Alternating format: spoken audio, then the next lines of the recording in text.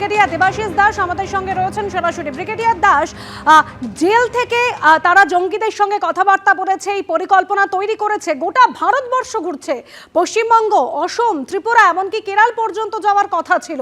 বাংলাদেশ থেকে নির্দেশ আসছে, কিন্তু উদ্বেগের জায়গা এটাই, এভাবে যে তারা পরিকল্পনা করছে কারোর কাছে কোনো খবরই ছিল না। এই অপারেশন প্রঘাত না হলে আমরা জানতেই পারতাম না যে ঘাড়ের কাছে নিঃশ্বাস ফেলছে জঙ্গিরা। হ্যাঁ, দেখুন, এই জঙ্গিদের পরিকল্পনাগুলো কিন্তু যাদের আবির যেমন প্রতিবেদনে যাদের নাম দেখালো, এরা হচ্ছে মানে দাবা খেলার বোর্ডে, কিন্তু যে কিং যারা যারা একেবারে রাজা উচিত, তারা বসে আছে পাকিস্তানে, আইএসআইতে এবং বাংলাদেশের সর্বোচ্চ পদেও তারা বসে আছে।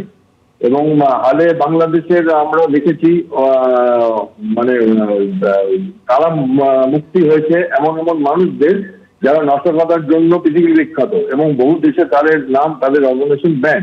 বাংলাদেশের যিনি এখন স্বরাষ্ট্র সচিব হয়েছেন, তিনি নিজে একটি মানে বড় নাশক গ্রুপের প্রতিষ্ঠাতা, এবং এই জসিমউদ্দিন রহমানি এবং তার সাঙ্গপাঙ্গরা বহুবার এসছেন, এবং তারা ওখান থেকে ডাক দিচ্ছে, তাদের একটা পরিকল্পনা এবং তাদেরকে সাজানো হচ্ছে। এটা যেমন তেমনি যে আসাম থেকে যে এসটিএফ এর যে অপারেশন হয়েছে, যাতে বহু লোক ধরা পড়েছে, তাদের কিছু তো আজকে শুনানিও আছে, এবং তাদের কাস্টডির জন্য নানান দেশের নানা রাজ্যের পুলিশরা একসাথে চেষ্টা করছে কাস্টডিতে পেতে। এবার এই মানুষগুলো রিক্রুটমেন্ট হওয়ার পরে, ট্রেনিং হওয়ার পরে এরা প্র্যাকটিস ফায়ারিংও করেছে, এবং বর্ডার এরিয়াতে কাজ করে। এরা দুটো রাজ্যের বর্ডার বা দুটো ডিস্ট্রিক্টের বর্ডার এবং দুটো দেশের বর্ডারের এরিয়াতে, যাতে পার হয়ে চলে গেলে আমাদের কিছু প্রতিবন্ধকতা থাকে রাজ্য পুলিশের আরেক রাজ্যে ঢুকে যাওয়ার।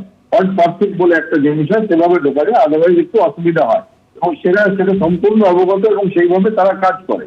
আমাদের ভাগ্য ভালো যে নাশকতার ঘটনা এরা ঘটাতে পারেনি, তার আগে ধরা পড়েছে। বাট এই মুহূর্তে এরাই যে শেষ কথা ছিল তা না।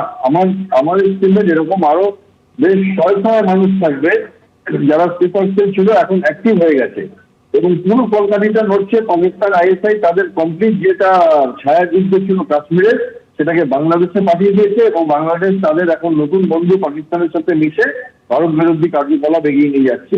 এবং আমাদের রাজ্যের বিশেষ করে সতর্কীকরণের দরকার আছে, তার কারণ আমাদের ভাষা এক, এবং বর্ডারের দিকের যে ধর্ম মানুষ মানে দুটো দেশেরই এক, ফলে তাদের মিশে যাওয়ার, এবং কলকাতার মতো এত বড় শহর আছে এই এরিয়ায়, তো মিশে যাওয়ার মানুষের ভিড়ে তারপরে নাশকতা ঘটানো খুব সহজ।